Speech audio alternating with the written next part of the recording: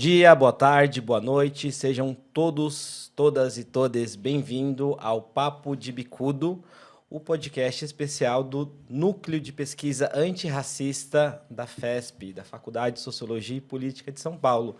Hoje estamos num episódio muito especial, que a gente tem esperado com muito anseio e com muito desejo, porque estamos falando com uma das patronas do nosso núcleo de pesquisa. E, sem mais delongas, gostaria de me apresentar. Sou Lucas Petarnella, sou aluno do 4º semestre de Sociologia e Política da FESP, sou militante do Movimento Negro e, aqui do meu lado, estou com o professor de Antropologia da FESP, Vinícius Rodrigues, que vai participar do nosso papo hoje.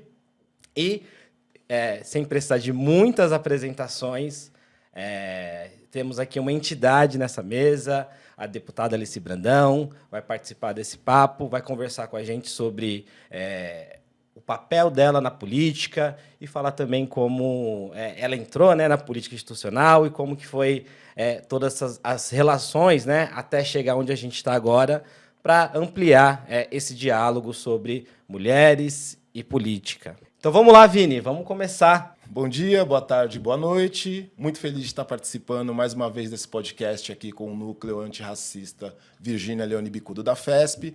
Estamos aqui com a Alice Brandão e eu vou começar fazendo uma pergunta para a gente abrir os caminhos e bater esse papo aqui com a deputada.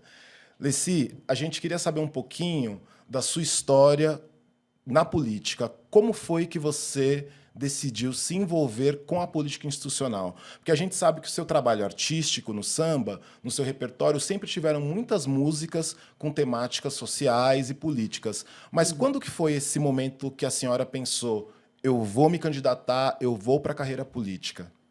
Bom, que Deus e os orixás abençoem vocês, Axé. Lucas, Axé. Professor Vini, agradecer pela oportunidade de estar aqui, nesse podcast que é muito especial. Afinal de contas, é um núcleo de antirracismo, mas principalmente por vocês pertencerem à faculdade aqui, que, na verdade, tem um trabalho de ensinamento muito importante, porque ele é diferenciado. Ele mostra a importância da questão do racismo, da questão da divisão social que existe no nosso país, e dizer que eu me sinto muito privilegiada, de poder estar aqui com vocês. Aliás, eu já gostei quando cheguei aqui, porque vi no Lucas um cabelo black, que a gente sempre admirou, e o professor Vini com uma camiseta do Racionais, um grupo musical de grande importância no nosso país. E eu posso dizer que tive o privilégio de fazer uma música em homenagem ao Mano Brown e os Racionais. São pessoas que eu respeito demais. Bom, primeiro, professor, eu queria explicar que eu não apresentei em nenhum momento da minha vida nenhum sinal de pretensão de estar na política. Eu fui convidada para entrar nesse espaço, porque em 2009 o Netinho de Paula era vereador na época e o deputado federal Orlando Silva, ambos pertencentes ao Partido Comunista do Brasil, ligaram para o meu empresário e demonstraram a vontade de que eu fosse candidata a deputada estadual. Quando o Osmar Costa, que é o meu empresário até hoje, ele ligou para mim para falar sobre isso, eu não quis nem que ele desse, finalização na conversa. Eu falei, olha, eu não quero saber de política, eu não tenho nada a ver com isso, eu tenho a minha carreira artística que, graças a Deus, eu consegui retomar e acho que com a minha arte eu já faço um trabalho muito importante para os cidadãos, de uma forma geral. E não continuou esse papo, mas só que uma semana depois ele tornou a me ligar e disse, olha, o Netinho e o Orlando continuam insistindo que eles acham que você tem condições de se candidatar e tal. Muito bem. E essa pressão, ela começou a aumentar porque os movimentos sociais, os sindicalistas, gente para as quais eu sempre cantei, a coisa começou a ficar muito forte. E todas as vezes que eu tenho qualquer dificuldade na minha vida, de qualquer ordem, eu consulto, né, no caso, o meu lado espiritual. Claro. E como eu sou uma pessoa que tenho muita crença, né, na religião de matriz africana, e eu conheci uma entidade chamada Caboclo Rei das Ervas, lá no Rio de Janeiro, no bairro de São Gonçalo, a primeira providência que eu tomei foi saber, ir lá no terreiro, saber o que era isso, por que estavam me chamando para ser candidata. Muito bem. E ao chegar lá, a mãe Neuza, já falecida, né, ela disse, olha, seus orixás estão dizendo que você tem um outro caminho para seguir. A arte, né, essa coisa de você cantar, enfim, você tem feito muita coisa importante para as pessoas, né, e já foi reconhecida por isso. Mas seu orixá diz que você tem um outro caminho para tomar em que você vai poder ampliar, entendeu? Essa sua luta, que é uma luta que vem através da música e tal, em outro espaço. A frase foi, aceite o desafio. Eu nunca vou esquecer isso. Aí, vim do Rio de Janeiro, cheguei aqui em São Paulo, liguei para o Osmar, falei, Osmar, eu recebi um recado para que eu aceite esse desafio de ser candidata, enfim. E assim foi que eu fui recebida pelo PCdoB, houve uma reunião foi até num sindicato, que eu não me lembro agora o nome, enfim. E aí, em 2009, eu fui filiada ao Partido Comunista do Brasil. Agora, é importante que se registre o seguinte, eu sempre fui uma pessoa que cantei para o Lula de cabelo preto, barba preta. Né? Lula do Velho Testamento. Cantei para vários políticos que hoje são prefeitos, enfim, e tal, por causa da época que se podia fazer show naquela época. Showmício, eu fazia né? muito showmício, Grande showmício aqui em São Paulo. Elegi um monte de gente que estava em terceiro Eu já vi lugar. a senhora em Osasco, em showmício. Pois é. As pessoas estavam em terceiro lugar. No final, graças a Deus, né, e os orixás, elas conseguiram vencer. E aí, eu aceitei o convite e imediatamente foi formado fizeram um comitê para mim ali no Bexiga, né? Enfim, eu estava muito surpresa com tudo, porque uma coisa é você acompanhar o processo político e tal, cantar, enfim. Agora, outra coisa é você estar dentro desse processo. Sim.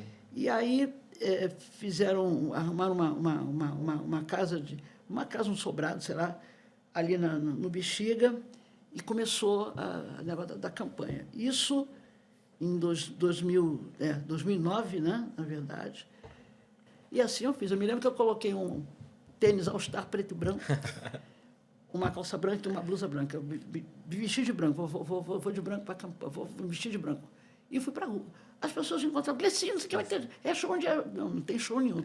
Não é show, é política. Estou pedindo voto porque eu sou candidata. Aí as pessoas começaram a se movimentar. Ou seja, onde eu parava tinha um bolo de gente em volta, ninguém sabia o que era.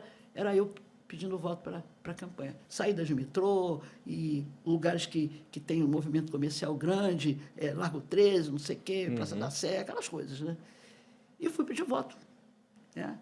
E, com isso, essa coisa começou a tomar um volume grande e sempre aquele comentário, né, que sempre rolou quando chega a campanha política. Artista quando vai para o só para fazer um mês, um ano e tal, e vai parar, não vai continuar. Não continua, né? Sim. Mas existiam outras pessoas, no caso o povo de São Paulo, que já conhecia a minha história artística e o meu movimento, sempre voltado para o social, para a questão da raça, para a questão religiosa, para a questão das mulheres, enfim.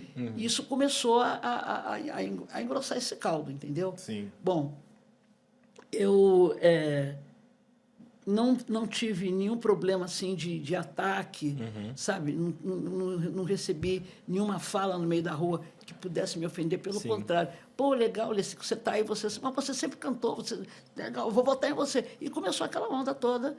Bom, aí, em 3 de outubro de 2010, né, eu fui eleita deputada estadual com a seguinte marca. Eu trouxe o PCdoB de volta à Assembleia Legislativa, que eu não sabia que ele estava fora da Assembleia há uns 6 anos, me parece. E a marca principal, segunda mulher negra a entrar na Assembleia Legislativa de São Paulo, que a anterior a mim, 40 anos antes, foi a doutora Teodosina Ribeiro. Então, Incrível. contei tudo isso para vocês entenderem como é que começa essa história. E Leci, tem uma coisa interessante, né? Que é você é carioca. De Madureira, De nasci em Madureira, na Estrada da Portela. E se estabeleceu em São Paulo por causa da sua carreira artística. E foi o povo de São Paulo que Minha gravadora é de São Paulo também. A gravadora de São Paulo. Copacabana, lá de São Bernardo do Campo. E foi o povo de São Paulo que te abraçou na política. Foi o povo de São Foi o Paulo, povo de porque São o povo Paulo. de São Paulo ele já me acompanhava e tal, e eu tenho que citar algumas pessoas que foram importantíssimas para isso. Uma, a saudosa Tereza Santos, que era da Secretaria de Cultura, acho que era estadual, né, de Cultura aqui de São Paulo. Uma menina chamada Sônia Leite, que pertencia ao Partido dos Trabalhadores, que também me ajudou muito. E um homem chamado Moisés da Rocha. Moisés da Rocha. Tinha um programa chamado, e tem programa, que é o Samba Pede Passagem. O samba pede passagem. Exatamente. Essa é a voz Cresci aí. ouvindo Moisés da Rocha. Essa é a voz, correta mesmo. O samba pede passagem, aquela voz grave. Porque, assim, eu estava 5 anos sem gravar. A Copacabana foi quem me trouxe de volta. Aí eu chego aqui em 85, o LP Leci Brandão, que é uma capa marrom de um lado e amarela de outro, né? Essa capa foi construída até por uma pessoa que já foi também, Januário Garcia, um dos grandes fotógrafos desse país. E quando esse LP chegou nas rádios aqui e o Moisés recebeu, ele ficou fascinado, porque ele falou, nossa, que coisa bonita. A contracapa do LP fui eu que escrevi, inclusive, contando a minha volta toda. E ele começou a tocar esse LP. Cada dia ele tocava uma faixa, sabe? E o povo de São Paulo foi ouvindo. Estava com saudade de mim de 5 anos. Sim. Entendeu? E isso aí foi que fez com que a minha caminhada, né, a retomada da minha carreira foi feita aqui. Foi feita aqui em São Paulo. Retomada da carreira artística, começo da carreira política em São Paulo. Mas a carreira política chegou depois, Chegou né? depois, Ela chegou em 2010. 2005, peraí, deixa eu pensar aqui, por favor. 2000, eu parei a carreira em 1980, no Festival Abertura, e em 85, que eu faço muita confusão no primeiro milênio, segundo milênio, tem hora que eu me 85 é que eu volto. 85, eu parei em 80 no Festival Abertura, né? Abertura não, Abertura é 75. 2005 foi MPB 80, da Globo, né? E ali eu me classifiquei na final e tal, e quando eu fui apresentar o repertório para 1981, eles não aceitaram meu repertório, porque disseram que era um repertório muito sério, com assuntos muito, assim, de muita encrenca, muita confusão, e que não aceitaram meu repertório. Aí eu fui para casa e bati uma carta na máquina de escrever e pedi demissão da Poligram. E isso é 81, né? Então, aquele período da transição, da ditadura para a democracia. Então, acho que a coisa do repertório ser mais sério, ter um engajamento, eu acho que teve um impacto, né? Eu acho uma falta de respeito, sabe, o meu trabalho, porque eu não estava envolvida com a questão do que estava na moda naquela época. Claro, eu escrevi o que o meu coração mandou, que é a minha cabeça, entendeu? Sim. E por isso eu fui, né, preterida. Aí eu falei, não, tudo bem, fiz uma cartinha de demissão e fiquei 5 anos sem gravar.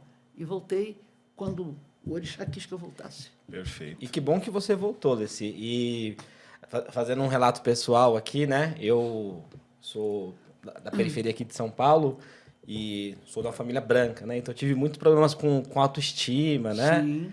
E fui deixar meu cabelo crescer, aprender que ele é um cabelo bonito, que é um black bonito, com 28 anos de idade, Leci. Hoje eu tenho 33, então... brinquei, né, que a melhor parte do meu dia hoje foi você ter elogiado meu black. Não é de brincadeira e não é à toa. Realmente... Foi do fundo do coração, eu fico feliz, porque... É muito importante. Esse cabelo aí, eu usava... Comecei a usar cabelo black em 1970, 69 para 70, porque 68 eu me lembro que eu ainda usava Enê. sim. Tem fotos, Essa inclusive. E agora, nessa mostra que foi feita lá na Assembleia, em minha homenagem, né, que foi feita pela curadora, né, da Mazi Lima, a Karina Franco e a Carla Nascimento, me deram esse presente. E o que mais me comoveu nessa mostra foi as fotos, porque tem foto minha lá do tempo que eu tinha o cabelinho, sabe, normal, com 2 trancinhas aqui do lado. Depois aparece eu também, ainda na telefônica, com cabelo de Enê, bem lisinho, enfim. E depois é que eu resolvi, sabe... Tanto que esse LP meu, 85, eu estou com o cabelo um pouquinho maior que esse aqui, mas já era o cabelo natural. Que legal. E essa é uma pergunta que eu gostaria de fazer, inclusive. Como que foi esses primeiros encontros, né, nas assembleias, né? Ser um corpo diferente, ser um corpo negro dentro da Assembleia Legislativa, sobretudo um corpo mulher, né? Um ambiente que é dominado por homens brancos, cis, heterossexuais. Como que foi para você participar das primeiras assembleias? Olha, é claro que eu sabia que era um universo totalmente diferente do que eu estava acostumada, né, a viver. E o primeiro exemplo que eu tive da questão racista foi quando aconteceu o 1º de maio de 2010. Não, 2011, né, que eu fui eleito em 2010, não é isso? 2011, 1º de maio, que eu fui, sem ser artista, já na condição... Sem ser artista, não, que artista eu sou, né? Sempre será, né? Sempre será, né? Deputado eu estou. Então, foi que chegaram alguns repórteres e... Primeira pergunta que me fizeram, né? E foi num lugar grande, que tinha milhares e milhares de pessoas. Era o 1º de maio que eu estava indo sem cantar. E como é que está o samba lá na Assembleia? Eu falei, samba? Que samba? Eu não fui para a Assembleia fazer samba. Samba eu faço na Mangueira, enfim. Lá. Não, o samba lá está bom? Eu digo, não fui para lá para fazer samba. Eu fui para construir projetos de lei. Né? Muito bem.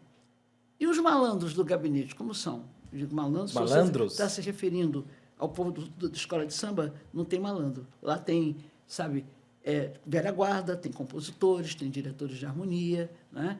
Tem as pessoas que cuidam da comunidade da escola, mas malandro não tem. A terceira pergunta foi, e as mulatas? Eu falei, mulatas? Brincadeira, Bom, né? Na minha equipe eu tenho 8 negras, e eu sou uma delas. Aí ninguém perguntou mais nada. Legal. Entendeu? Mas o primeiro choque que me deram foi esse aí, assim que eu fui eleita. Vem fazer samba aqui.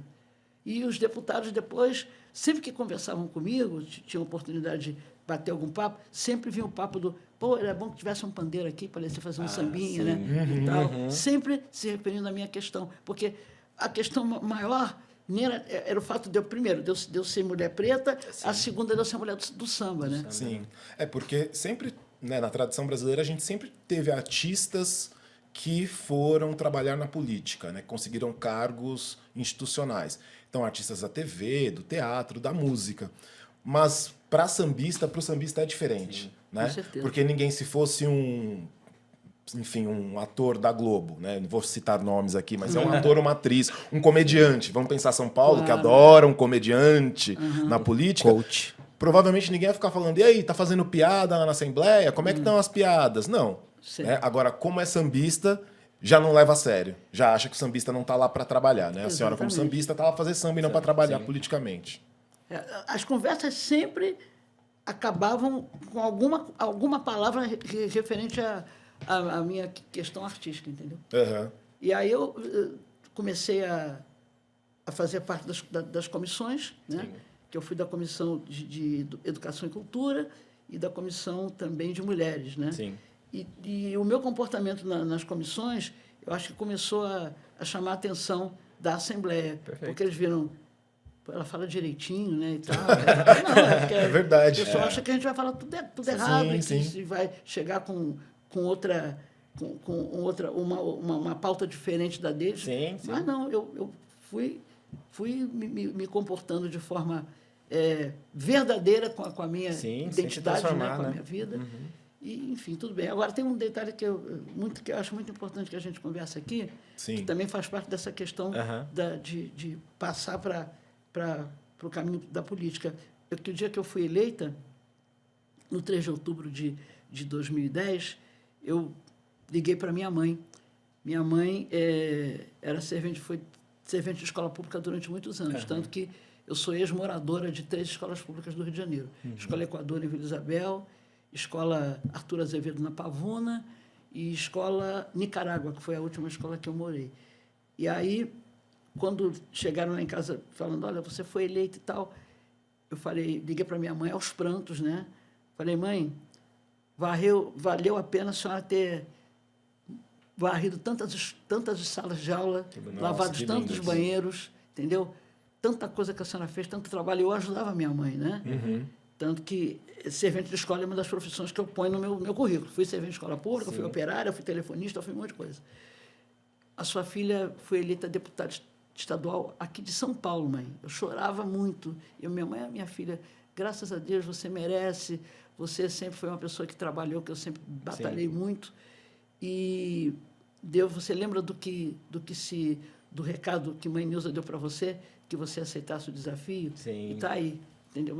É o que eu não vou esquecer nunca do telefonema que eu dei para minha mãe no dia que eu fui eleita, entendeu?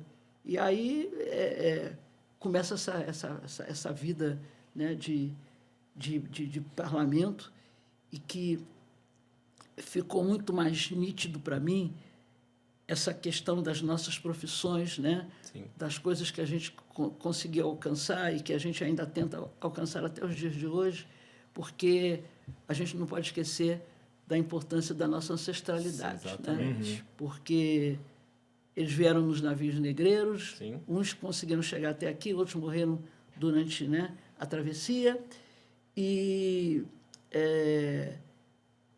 os colonizadores ainda não se convenceram, né? Eles ainda não estão assim nítidos de que a nossa ancestralidade ela não veio para cá por livre, espontânea vontade, né?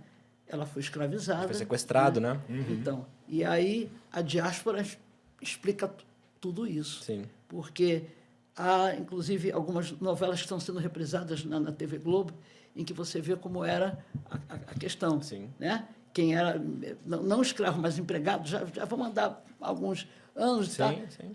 Empregado de uniforme, parada do lado do patrão, Sim. sem poder falar nada, é só para servir. Só para servir. Exato. E a gente ainda vê, nas novelas atuais, essa coisa do empregado que não pode falar, só pode servir. Tanto que eu não gosto muito de uma coisa que politicamente é incorreto quando você fala do criado mudo. Sim. Né? Ah, sim. A questão do criado mudo, eu só fui entender isso anos depois. Criado mudo, está ali do lado para fazer tudo e tal, para te servir de todas as formas, né? É muito louco isso, mas a gente ainda tem que brigar muito, a gente ainda tem que lutar muito, e eu tenho que parabenizar vocês de fazer essa coisa do núcleo antirracismo, é muito legal, porque tem que ter, porque continua. Sim. A gente sabe que tem. E o Estado de São Paulo, inclusive, nos mostra através da mídia, né? Das matérias, que o racismo continua. Sim. Ele está vivinho aí, entendeu? E a gente tem que fazer tudo para ir matando isso aos pouquinhos. Mas eu fico feliz, por outro lado, que eu já vejo o meu povo, sabe, nas universidades, né? Eu já vejo aqui professor Vinícius, entendeu? Já vejo você, vejo a turma toda lá da faculdade. Então, a gente não pode também achar que está tudo péssimo para nós. Não, não tá ótimo, tá? Mas a gente tem condições de melhorar. Eu acho que nesses 49 anos de carreira, eu fiz a minha contribuição do meu jeito para que isso acabasse. Eu já venho cantando a questão de preto já faz tempo. Há muito tempo, né? Entendeu? A gente só está aqui porque você cantou antes. Exatamente. E Leci, me fala uma coisa. Quando você chegou na LESP, né? E aí você estava com a sua equipe, pensando nos projetos, os objetivos. Quais que eram, assim... quais são ainda, né? Porque eu acredito que alguns desses objetivos a senhora alcançou, mas alguns não. Quais são os objetivos que você tem ainda de projeto, na política? O que você vislumbra para a política? Como eu nunca tinha sido política, né? Parlamento, né? Volta ao telefonema que eu dei para minha mãe. Quando eu terminei de falar com a minha mãe, eu peguei todos os meus LPs, todos eles, pus em cima da mesa, falei, deixa eu ver aqui o que eu cantei Legal. de luta. Aí fui anotando. Olha só que maravilha isso. Falei, eu acho que eu vou fazer um trabalho na Assembleia falando dessas coisas aqui. Tanto é que qual é a centralidade do meu trabalho? É a questão da raça negra é a primeira que surge. Sim. A questão religiosa é a segunda que surge. Né? E a terceira são as outras coisas também, porque aqui, gênero, a questão da LGBT, né? Fobia, a questão do povo brasileiro de um modo geral, das regiões. Né? Eu sempre falei do Brasil todo. Eu não precisei viver na região Nordeste, na região Norte, para botar música dessas regiões no meu LP. Não, é que eu ia para os lugares para fazer divulgação e chegava lá, escutava LPs de outras pessoas, de outros artistas, e gostava e gravava. Tanto que eu falei da Amazônia em 90, 90 não, antes de 90. Antes de 90. Eu falei nas Águas do Rio Negro, é uma música minha de LP anterior, né? Eu falei de quê? Falei da questão do meio ambiente antes, falei da questão de mulher. Agora, na questão da mulher, na época, eu recebi muita pancada de movimento feminista. Por quê? Por quê? Porque eu sempre tive a referência das mulheres da minha família, da minha mãe, das minhas tias, entendeu? De madrinha, não sei de quê. Então, essas mulheres eram mulheres que não discutiam a questão de feminismo, sabe? Sim. Então, quando eu fiz uma música chamada Ser Mulher, que tinha uma coluna no Jornal Globo, ser mulher é não sei o quê, ser mulher... Aí eu peguei aquilo e falei, ser mulher, ser mulher, ser mulher... Ser mulher é aceitar o chopinho do marido que atrasou para o jantar, pois encontrou um velho amigo. Ser mulher, para quem quiser, é ter mistério de ser senhora. Ser mulher é fazer doce, mas da forma que ele adora. Eu apanhei e eu não sabia porque estava me... Saiu muita crítica com isso, entendeu? E eu não tinha noção, realmente eu não tinha noção, porque eu não era do movimento acadêmico universitário, sim. você está entendendo? Então, eu fazia o que era a minha referência de vida. Claro.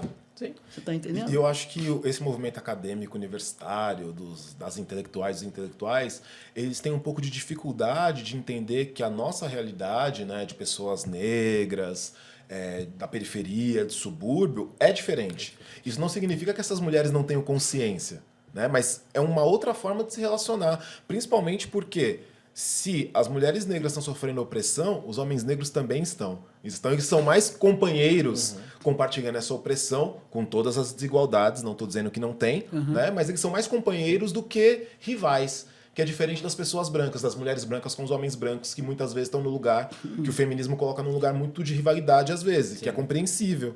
Mas para a população negra não, porque... Falando português claro, tá todo mundo ferrado. Então a gente tem que se juntar em comunidade e tem um outro modo de lidar com a vida, né? Tem uma outra música, eu vou me oportunizar, isso que você falou aí, Marias. Essa música eu gravei no LP de 1978. Foi o ano que o Martinho da Vila até me convidou para fazer o tal do 6h30 que tinha no Teatro João Caetano. E aí eu digo o seguinte, eu vou cantarolar porque senão eu esqueço... Maria da cidade anda bem vestida, Maria do subúrbio não sabe de moda, Maria da cidade vive a boa vida, Maria do subúrbio faz da vida roda, Maria da cidade tem boa empregada, Maria do subúrbio tem que se empregar, lavando, cozinhando e arrumando a mesa, pois dinheiro da despesa tem que se poupar. Aí, Maria da cidade toma só massagem, a plástica é preciso para remoçar. Maria do subúrbio tem que ter coragem, pois da sua ginástica é roupa a lavar. Maria da cidade já pediu desquite. Com seu marido nobre ela não se deu bem. Maria do subúrbio me mandou convite. Vai fazer bodas de prata semana que vem. Nossa. Levei outra pancada. Que privilégio, Leci. Levei louco. outra pancada. Você é louco. Que privilégio estar nessa vida. Assim, tudo isso que eu falei, todo o discurso que eu fiz, ele se resume Resumido, numa letra poética. Marias, assim, Marias. Poética, toda a exato. diferença, né? Sim. Perfeito, perfeito. Entendeu? E fora as comidas, né? Ensopadinho, pudim de queijo. Porque tudo isso minha mãe, minha tia, não sei o que, minha parte avó da fazia. vivência, né? Entendeu? Como é? O ferro já está quente para passar a sua camisa, feijão macho cozido, só faltando temperar. Vivendo desse jeito, você só me ameniza. Você é o meu nego e meu chamego para lidar. Já preparei a água para fazer seu banho morno. Você chegou cansado do repouso do seu lar. Para o repouso do seu lar. O seu pudim de queijo também já botei no forno. E agora quero um beijo que só você sabe dar, me dá. Aí, fica pudim de queijo. Não, as cantoras atuais, recentemente, eu falei para as pessoas que me pediram música, olha, eu tenho essa aqui, tem ensopadinho. Como fazer pudim de queijo, não sei o quê, e como é que vai fazer ensopadinho para quem tem que fazer? Eu fico doida, cara, porque eu não fui acostumada com isso, entendeu? Era uma ternura muito grande. Sim. Fazer um ensopadinho para o marido, para os filhos, enfim, ensopadinho de quiabo, não sei o quê. Eu ouvindo a senhora cantar, eu só pensei em cuidado, afeto, em reunião familiar, assim, Porque a gente não tinha casa chique, nunca tivemos. Sim. Mas na nossa mesa sempre se sentava para conversar, não tinha essa Sim, coisa, não tinha para galera, a gente mesmo fazia comida, enfim, né? Minha mãe, como servente de escola, para aumentar um pouquinho a despesa não, para poder segurar a despesa, Sim. a gente fazia merenda para vender na escola. Eu sei fazer cachorro-queijo como ninguém. Entendeu? Meu cachorro-queijo que a gente fazia para poder vender para os alunos no turno da tarde. Minha mãe fazia comida para os professores que normalmente moravam na Zona Sul, mas trabalhavam lá em Realengo. Então, eles não tinham como comer. Não tinha essa coisa de hoje que tem ticket para comer, não sei o que, não tem nada desse negócio. Era outra coisa. Cada um levava sua marmita e tal. E a minha mãe cozinhava bem e tal, e fazia sempre uma carne assada, um ensopadinho, entendeu? Uma rabada, uma coisa assim. E a gente sobrevivia, entendeu? Fazendo essas coisas. Eu adorava quando tinha eleição, porque a eleição as pessoas iam para a colégio votar. Isso. Né? Então, a escola que eu morava, em Nicarágua, era uma escola bem grande, tinha muitas salas de aula. Então, a gente comprava um bule de café desse tamanho. Sim. E eu ia com a bandeja, com um copo de plástico, plástico não, copo de vidro, porque não tinha plástico naquela época, para servir café, vendendo café para o pessoal, que as filas eram enormes para votar. Era papelzinho ainda. Coisa, entendeu? Então, tudo isso aí a gente passou. Então, eu fico olhando a vida, né? Sim. Como está toda essa tecnologia aí e tal. Eu não sou uma pessoa da tecnologia, eu sempre digo que eu sou jurássica, sim, mas eu sinto falta de muita coisa que era da antiga, mas que a gente não passava o perrengue que passa hoje. Entendeu?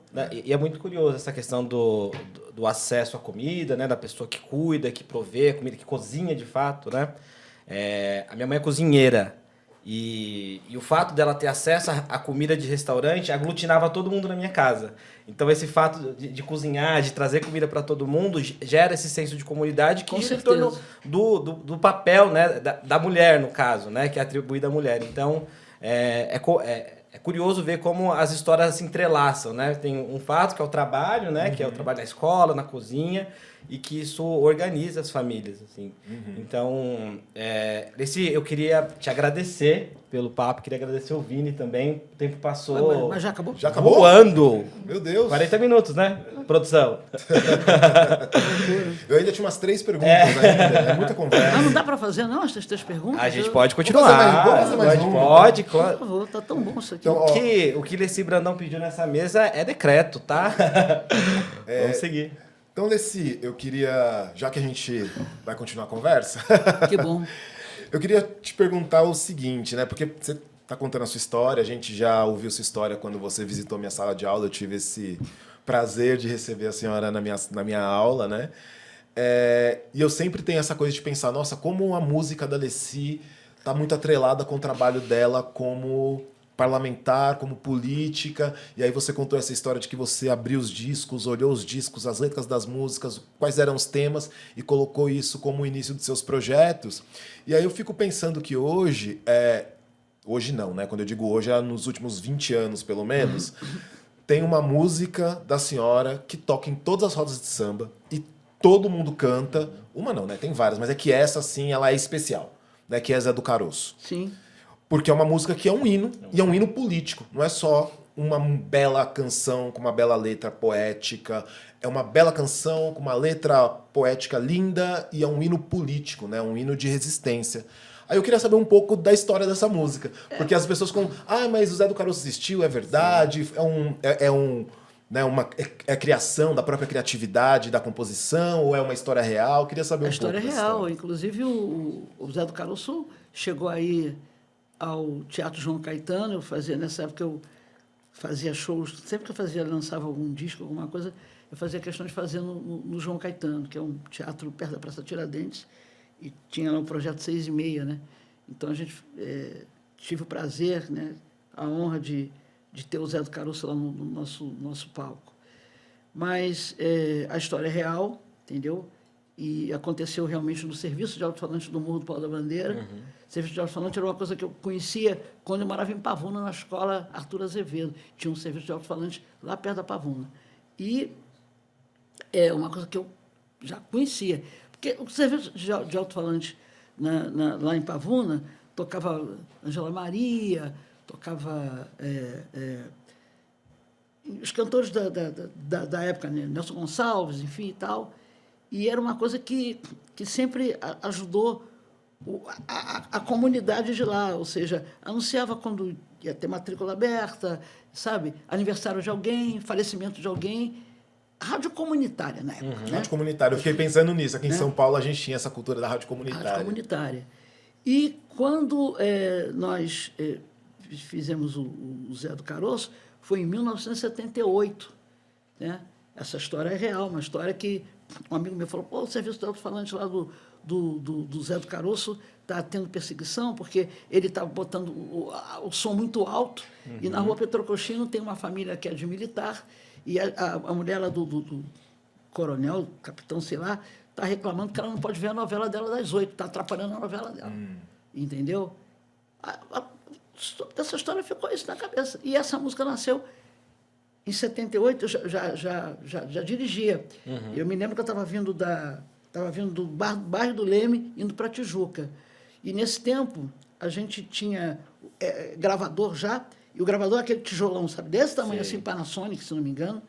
E eu tinha um carro vermelho, é um Fiat antigo, isso aqui é 147, sei lá. 147. Aí, eu, para não esquecer, porque como eu não toco, não sei tocar instrumento de harmonia nenhum, eu cantava para poder guardar a melodia, entendeu? As pessoas pensavam que eu era maluca, porque eu estou dirigindo carro, falando não sei o que, pessoas, né? Doida. Mas não é. Tinha celular na época, né? Para disfarçar? Eu comecei a fazer a música e quando cheguei na Tijuca, a música já estava pronta. E aí eu só registrei para poder. Então, falo, né? No serviço de alto-falante, no Morro do Pau da Bandeira, quem avisa é o Zé do Caroço, amanhã vai fazer alvoroço, alertando a favela inteira, a como eu queria que fosse Mangueira, né? Esse como eu queria que fosse Mangueira é porque eu tive alguns problemas na Mangueira, na questão de compositora, porque achavam que o meu samba enredo também tinha coisa que era politizada, entendeu? Foi por isso que veio... como eu Você foi a primeira compositora mulher da Mangueira, né? Entendeu? Mas aí nunca consegui ganhar um samba enredo da Mangueira, porque sempre tinha uma frase que o pessoal implicava. Tá. Eu sempre falava... sempre tinha alguma coisa que o pessoal dizia, não, isso é briga política, não sei o quê. Por isso que o pessoal dizia assim, você já era comunista, não sabia. Né? Isso foi dito para mim no Só PCdoB. faltou o partido, né? Não, você já era comunista e não sabia, porque, na verdade, se você fizer uma análise, né, das minhas letras, sempre tem alguma coisa que tem um viés de luta. Né? Sempre. E aí... Agora o programa vai ter que esticar pelo seguinte, eu não posso deixar de falar da música que eu fiz em relação à questão do samba, e é do primeiro LP daquela, lá em 75. É a primeira faixa do lado B do LP, Antes que eu volte a ser nada. Primeiro LP meu. Marcos Pereira, gravadora daqui de São Paulo, independente. Foi a primeira gravadora. Você vê como é que São Paulo está na minha vida. Sim. Primeira gravadora de São Paulo, né? Deve ter tempo, você gravando, não sei o quê. Aí vem a segunda gravadora da segunda fase da minha vida, Copacabana, São Paulo. Então, eu acho que... Acho não, tenho certeza que o meu nascimento foi em Madureira e tal, mas já tinha alguma coisa, sabe, a ver com esse estado aqui. Porque eu saio do meu estado, venho para São Paulo e tudo acontece aqui. Então, eu digo o seguinte, em 74, 75, eu já estava observando a transformação das escolas de samba. Aí eu fiz, vou fundar uma escola de samba, de pouca riqueza e muita verdade, de gente valente, cheia de vontade. Será muito mais que simples diversão. Vou fundar uma escola de samba que faça um desfile, mas sem passarela, para que a gente nobre, o povo da favela, no meu carnaval façam sua união. E o destaque da escola de samba, eu vou exigir que seja um sambista, para ver sua foto em capa de revista, por direito e por tudo que ele sempre fez. Pois é, vou fundar uma escola de samba, sem serviço de som, mas com muita harmonia, pois quando o samba é bom, não falha a bateria, e pastora cantando não erra uma vez. Vou fundar uma escola de samba sem medo, sem segredo e com enredo, cheio de sensatez. Vou fundar Grêmio Recreativo, escola de samba, não tem nem nome. Era só isso, Grêmio Recreativo Escola de Samba. E a senhora cantando essa música, eu lembrei que tem uma outra, né, que não falando de escola de samba, mas falando de blocos. Que apenas um bloco de sujo. Blocos de sujos também, que já tinha uma crítica ali em relação à transformação do carnaval ali em bloco de sujos. Exato, né? O pessoal lá do Morro resolveu formar um bloco de sujo para sambar. Porque a escola de samba enriqueceu e a gente nossa, já não tem lugar. Nossa, essa música... Minha mãe ouvia essa música em casa, assim, ó. Uma música que... Quer dizer, eu tenho várias músicas. Se eu for ficar falando das músicas da Alessi que minha mãe e meu pai ouviam, a gente vai ficar aqui horas. Mas essa foi uma que me marcou muito. Tem um cidadão que apareceu outro dia e já lhe foi entregue a direção de harmonia, a loura manequim, de jeito diferente, puxará. A comissão de frente, Tião, nosso primeiro ritmista, nunca recebeu uma homenagem. E Conceição, aquela negra passista, foi cortada, pois não tem imagem. E o pessoal... Essa música é linda. linda. Vai, Lucas, senão eu vou ficar aqui falando de música com a Alessi. Faz aí uma pergunta pra gente ir encerrando. Tá sendo um privilégio estar nessa mesa. Eu estive num samba, sexta-feira retrasada, quando acabou a energia aqui em São Paulo, né, em vários bairros. E o grupo estava tocando Pagode na Lata, inclusive. E eles tocaram o Morro do Pau da Bandeira sem energia. Exatamente, sem energia. Tudo no escuro. Tudo no escuro, a luz de vela. Então, o samba é axé, né? É energia. E que bom que a gente pôde estar lá e estar aqui nessa mesa. Vou dar um spoiler para vocês, que agora é assim que fala, né? Agora é spoiler. Que a escola de samba Mirim, que o Rio de Janeiro faz desfile de escola de samba Mirins, né? Tem o desfile deles. E a escola de samba Unidos de Vila Isabel vai levar como enredo o Zé do Caroço. E vão cantar o samba, enredo deles vai ser o Zé do Caroço. Vai Fiquei ser sabendo disso ontem. Olha Fiquei só. muito feliz com isso. Primeira mão, hein, galera? Vai sair no corte esse. Luci, então, muito obrigado. Obrigado a você. Foi um prazer, uma satisfação enorme estar aqui nessa mesa. Obrigado, Vini. Meu professor também. Vai ser meu professor nos próximos semestres. Espero que sim. E Luci, como um último recado assim, para quem está assistindo a gente, para as mulheres, para os meninos, para as meninas, para os meninos, todo mundo que está assistindo a gente. Para as pessoas pretas que querem entrar na política. Na política, isso eu acho muito importante.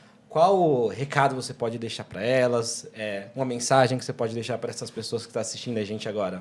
Eu tenho ouvido nos últimos tempos, as mulheres principalmente, tenho ouvido das mulheres que eu sou uma referência para elas. Né? E você é, certamente. Não, você é minha referência. Minha mãe sempre falou, meu pai. É assim que a gente veio para esse mundo para cumprir uma missão. Né? E a minha missão foi para que o Brasil entenda que você pode vir de uma classe social que não é uma classe privilegiada, não é uma classe de fortunas, de sobrenomes, né, importantes, oriundos dessa coisa toda que tem dos imigrantes, né? Os Silva e os Santos, né? Somos nós. Então, que é possível, sabe, mudar esse panorama. É possível termos, sim, um dia um presidente da República, uma mulher presidente da República, que a que nós tivemos primeiro, eles conseguiram tirar, né, essa direita aí fascista e tal, conseguiu fazer isso, mas que a luta continue cada vez mais. Eu não me sinto, assim, a rainha, sou a rainha da cocada, porque, não, eu sou uma cidadã brasileira, né, de origem humilde e que conseguiu, através de uma educação que minha mãe me deu, que a grande sabedoria que eu tenho, professor Vinícius, não é dos livros nem de nada, não foi da teoria nem da academia, nada disso. Foi Dona Lecília Assunção Brandão que me deu, com 6 palavrinhas, né? Eu sempre falo isso. Bom dia, boa tarde, boa noite, com licença, por favor e muito obrigada. A minha vida é sempre circundada por essas palavras, né? Eu não sei fazer nada como dizer para uma pessoa obrigada, por favor. Eu levo isso assim como uma bíblia, sabe, na minha vida. E respeito. Respeitar o outro é um negócio muito sério, sabe? E quando eu vejo que alguém falta com respeito a mim, eu enlouqueço, porque eu respeito todo mundo. Sim. Por isso que, dentro da Assembleia Legislativa, eu nunca tive nenhum problema de agressão à minha pessoa e nem de ninguém me xingar, porque eu respeito todo mundo para ser respeitado. Claro. Se me respeitar, aí sabe como é que é? Desce Sim. a mangueira, desce tudo. Perfeito. Mas você dizendo isso, eu pensei, né, que o Emicida tem uma frase que ele fala que os nossos primeiros livros foram discos, né? E eu sempre acrescento que a minha primeira faculdade foi o quintal da minha família. Isso. Foi ali que eu aprendi tudo. O que veio depois veio para somar, mas a minha base, o meu fundamento, tá nos discos que eu ouvi com os meus pais e sozinho, e no quintal da minha família, com os meus tios, meus pais, minha mãe, todo mundo ali da família, fazendo samba, conversando, discutindo, tomando uma cerveja, comendo um churrasco, mas ali que veio o fundamento. Então, exatamente. Para mim, e assim, você, uma referência para mim, minha mãe vai ficar super feliz. Eu falo, eu encontrei com a Leci mais uma vez. Um beijo, ó, dona Roseli. Tá vendo? Ó, Leci Brandão mandando um beijo para você, hein? Mas é isso, muito obrigado por estar aqui com a gente mais uma vez. Obrigada, professor. E sabe que no nosso repertório, né, de compositora temos também a música que é Anjos da Guarda, que é em homenagem aos professores. Né? E tem uma outra música também chamada As Famílias. Poucas pessoas falam dessa música. E eu acho uma música muito importante no meu repertório, porque ela veio porque eu vi um outdoor, Família que reza unida permanece unida. Foi uma campanha, acho que da campanha da fraternidade, alguma coisa assim. E, através dessa frase, eu fiz uma outra música, né, chamada As Famílias. Procure ouvir lá no LP as coisas que mamãe me ensinou. Que tem acho que é do lado A, chama-se As Famílias. Que eu digo que eu começo dizendo, tem família que reza e permanece unida. Tem família que briga a semana inteira. Entendeu? E aí a gente faz... Eu sempre faço uma comparação, sabe? Como é que formam a nossa história, como é que formaram a nossa história, e qual é a real da nossa história, enquanto cidadãos, entendeu? Maravilha. Só isso. É isso, então? Muito obrigado, deputada. Só lembrando aqui quem está assistindo a gente a seguir as nossas redes sociais, curtir esse vídeo, compartilhar, ficar de olho nas atividades do Núcleo, convidar a todos e todas para seguir as nossas páginas e participarem das nossas atividades. Então, novamente, muito obrigado, deputada. Muito obrigada, meu filho. Que Deus te abençoe, privilégio enorme. Axé. Axé. Tá bom. Podcast, Papo de Bicudo. Sigam a gente e acompanhem. É isso. Tchau.